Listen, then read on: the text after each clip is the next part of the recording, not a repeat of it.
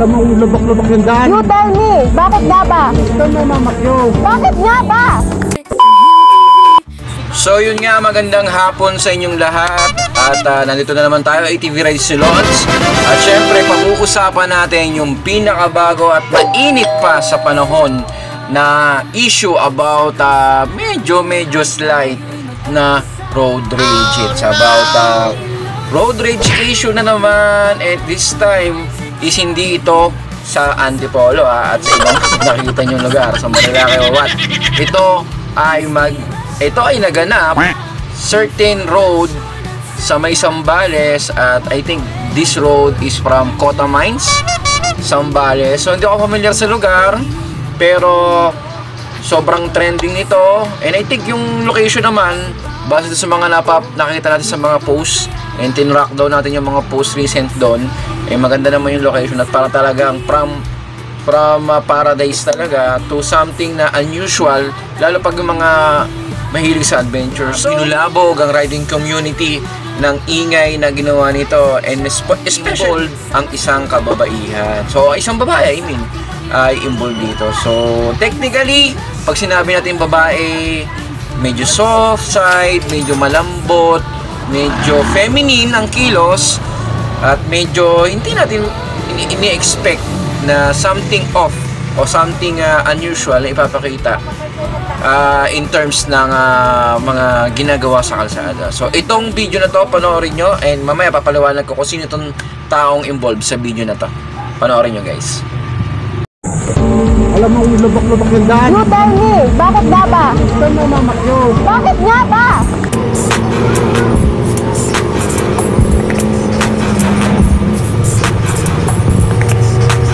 So yan, rough road, no?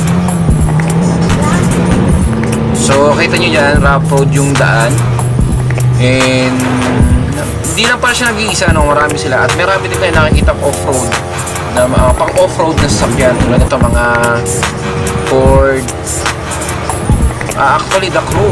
So ayan yung crew nung meron isang SUV na nakagitgita, no? I think hindi naman nakagitgita, parang kamunti ka na siya. So sabi niya dito swerve, so nag-swerve sa kanya from the right, and nag-ano siya, middle finger siya dun sa driver. So nagpahinga na yung sila.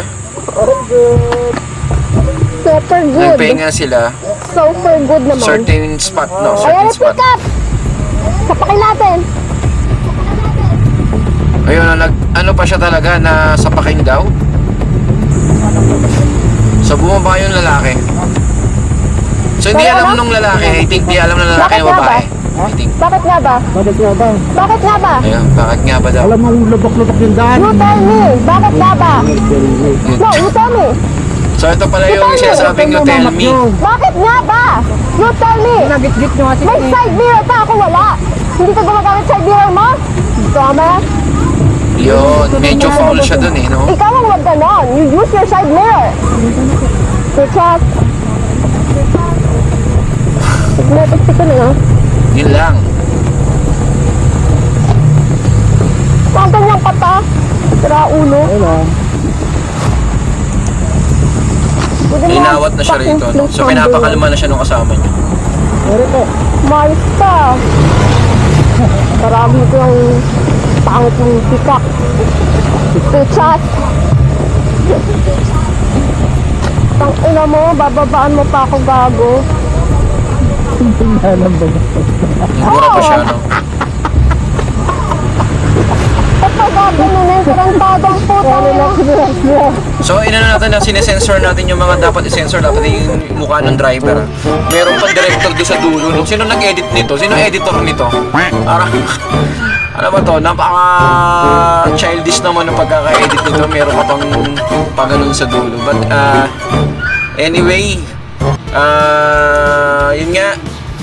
Kaya pala siya nag-viral ngayon kasi ang lumalabas dun sa mga posts. So actually marami ng 2 days ago na ba to or something, at marami nang lumabas na mga iba't samot-saring comment, sagutan sa FB, iba't ibang komento, pero mas namang talaga yung pabor doon sa mismong driver ng SUV. Pero syempre, base nga daw sa pinakita, actually, nireview na to ni Senyor Makagago, ang ating kinuntit na to ni Makagago, and pinakita niya na doon na yung LTO ruling about anything. So, walang exemption sa motosiklo.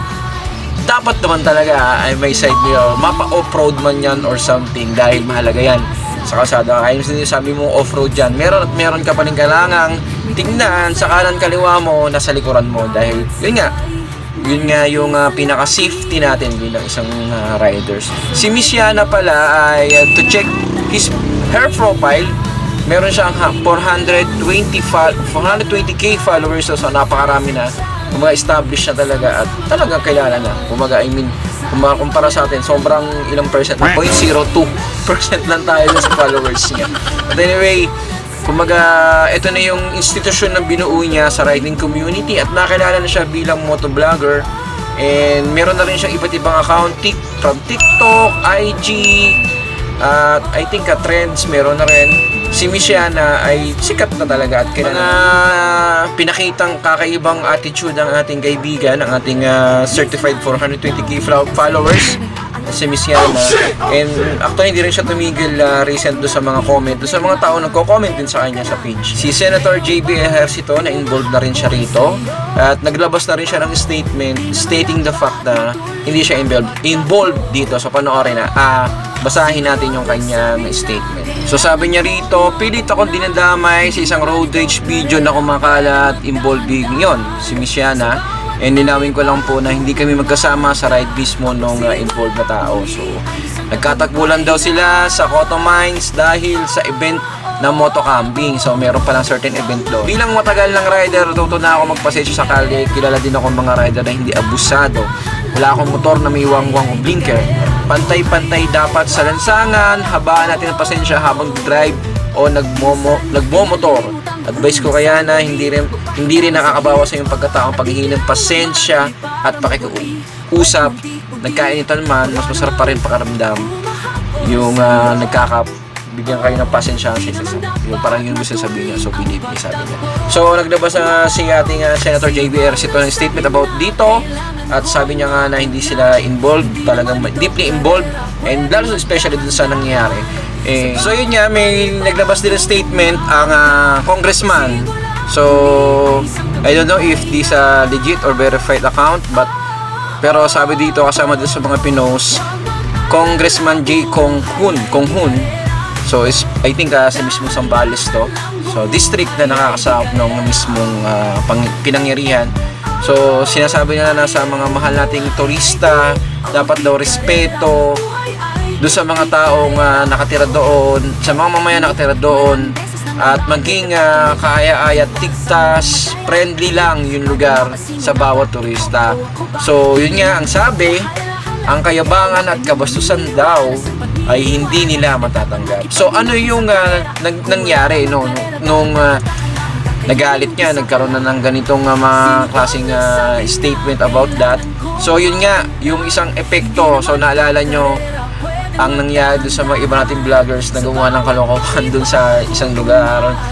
So yun na nga, nag-declare na ng resolution to file against Miss Yana Motovlog, to declare as persona non grata in province of Zambales. So medyo mabigat yun, guys. So this is the backfire, no? Ito na nga, nag-backfire na yung mga actions na nangyari dahil lang sa ganung bagay. Actually, it's a quite near miss lang talaga at hindi naman talaga siya ganun ka-tindi yung pangyayari. And sure, sana na-prevent pa yung law. So nang may mga post na lumabas na the family, the involved person dun sa video ay magkakaso dahil yun nga sinasabi ko, Data Privacy Act of 2012.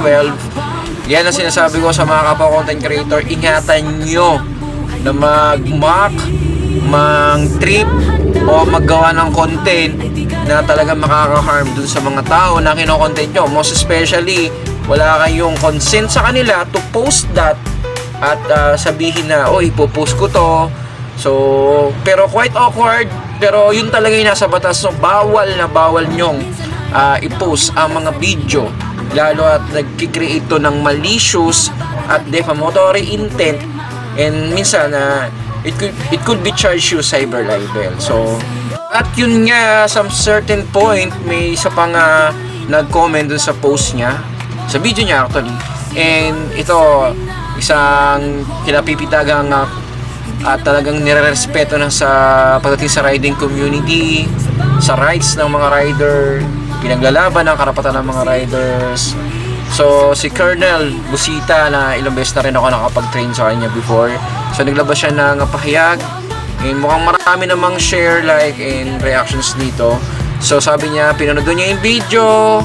So according to him, kita niya naman sa video na medyo talagang medyo rough road talaga yung dinadaanan. So nakita niyo naman talaga sa video, rough road ang dinadaanan.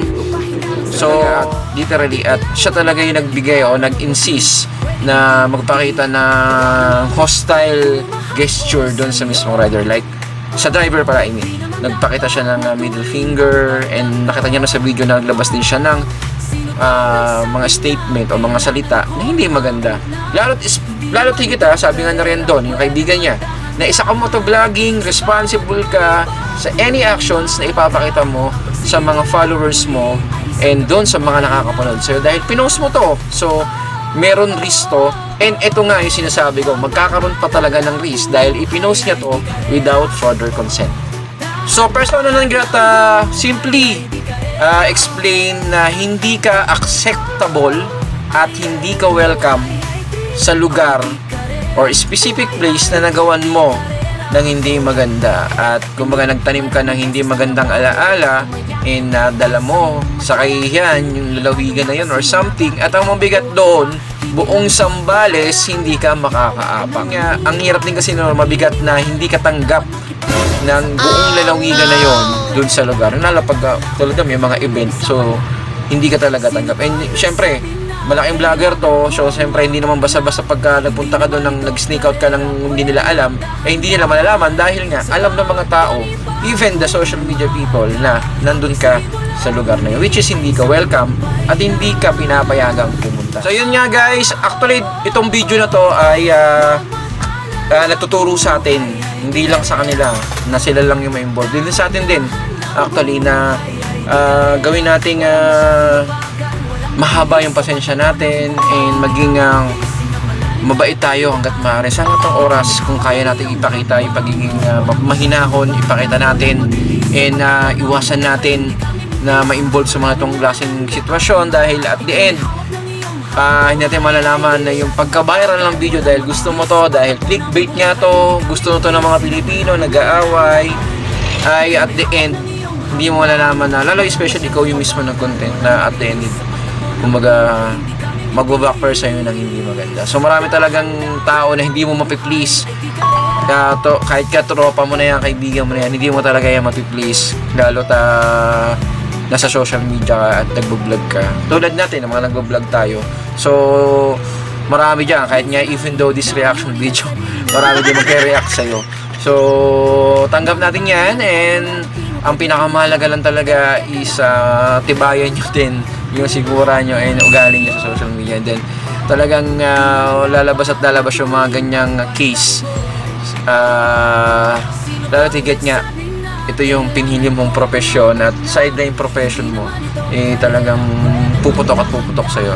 So yun lang guys, sana nakatulong ang ating review at reaction video dito sa vlog ni Miss Yana. And yun nga, nabibigay sa inyo ng paalala ang inyong kaibigan Iti Ride Silon sa naka-team pag-shirt at t-shirt, na sa susunod maging kalmado lang tayo at iwas tayo sa mga ganitong klaseng road rage issue. Maraming salamat, God bless, at Iti Ride Silon. Peace out. Alam mo, lubak-lubak yung daan. You tell me, bakit nga ba? Saan mo mamakyo? Bakit nga ba?